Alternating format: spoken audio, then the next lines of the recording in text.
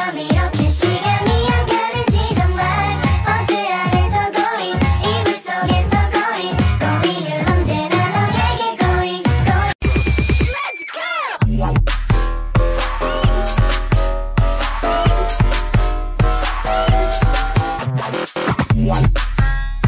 Bismillahirrahmanirrahim. Assalamualaikum warahmatullahi ta'ala wabarakatuh. Alhamdulillahil azizil ghafur alladzi ja'ala fil islamil hanifil huda wan nur. Allahumma salli ala sayyidina Muhammad khatamil anbiya'i wal mursalin wa ala alihi thayyibin wa ashabihi al-akhyari ajma'in, amma ba'du. Halo, kembali lagi dengan saya Urfa Hula Syakuro dengan nomor pokok mahasiswa 231105080109, mahasiswi semester 3 dari program studi Ilmu Al-Quran dan Tafsir Fakultas Agama Islam Universitas Ibnu Khaldun Bogor. Di sini saya akan menjelaskan hadis ke-11 yang berjudul Tinggalkanlah keraguan-raguan pada mata kuliah hadis dengan dosen pengampu Ustaz Sofyan Mukhlisin LLB LLM. Langsung saja saya akan membacakan hadis ke-11 yang berjudul Tinggalkanlah keraguan-raguan.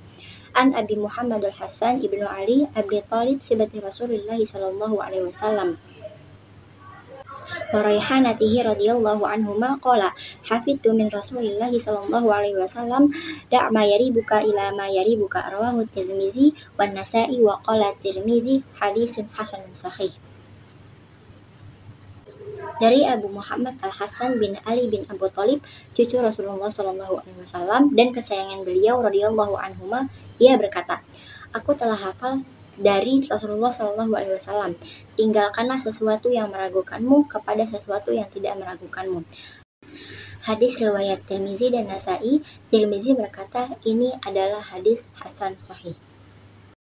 Yang meriwayatkan hadis ini adalah Abu Muhammad Al-Hasan. Si betul di sini bermakna cucu dari anak perempuan Nabi dan Al-Hasan. Yang meriwayatkan hadis ini adalah cucu Nabi Muhammad SAW, yaitu Al-Hasan. Al-Hasan lebih mulia daripada Husain. Cucu Nabi terdapat ada dua, Hasan dan Husain. Namun kedudukan Al-Hasan lebih mulia daripada Al-Husain. Makna raihana adalah tumbuhan yang harum atau sesuatu yang disenangi oleh Rasulullah. Di sini diartikan sebagai kesayangan Nabi Muhammad SAW. Da atau da mayari buka ila mayari buka artinya tinggalkan yang meragukanmu menuju yang tidak meragukanmu. Hadis ini adalah penyempurna dari hadis yang ke-6, bahwasanya yang haram dan halal jelas. Hadis ke-6 berisi tentang pengharaman dan penghalalan yang telah jelas, dan hadis ini berisi tentang wara' atau zuhud. Ada kaitan dengan hadis ke-6. Hadis ini berkaitan dengan wara', yaitu dianjurkannya meninggalkan yang syubhat dan meragukan. Perbedaan wara' dan zuhud yaitu wara' adalah tarku ma qad yadurru fil akhirah, artinya meninggalkan sesuatu yang dapat memberi mudarat di akhirat. Sedangkan zuhud yaitu tarku ma la yanfa'u fil akhirah, artinya meninggalkan sesuatu yang tidak bermanfaat di akhirat. Sesuatu yang meragukan adalah sesuatu yang membuat tidak tenang dan memunculkan rasa khawatir. Jikalau ternyata ini tidak benar dan tidak boleh dilakukan, maka alangkah baiknya kita meninggalkan hal tersebut. Jika kita menghadapi dengan kondisi yang demikian, maka tinggalkanlah yang meragukan tersebut dan lakukan sesuatu yang meyakinkan diri kita. Karena meninggalkan perbuatan yang meragukan adalah salah satu perbuatan yang dianjurkan.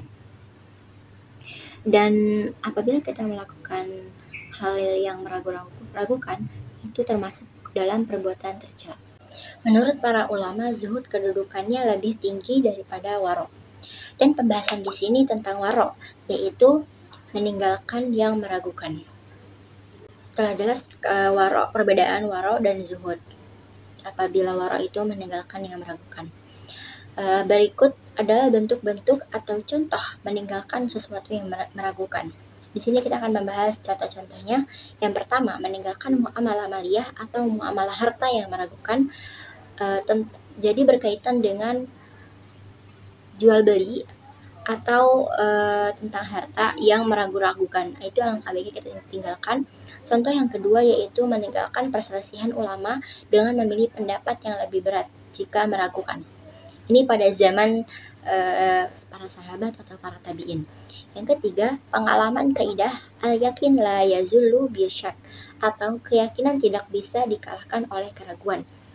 Bukan pada contoh ini itu bukan termasuk bab waro, namun pembahasan ini agar lebih tenang dalam beribadah dan berkaitan juga dengan waro, yaitu melakukan ibadah dengan yakin. Tentunya banyak contoh-contoh yang berkaitan dengan waro, dan ketiga contoh di atas itu bisa jadi hal tersebut halal, namun tetap ada hal yang meragukan, maka lebih baik ditinggalkan. Sesuai yang disampaikan oleh Nabi dalam hadis di atas, yaitu da' ma yaribuka ila ma yaribuka. Tinggalkanlah yang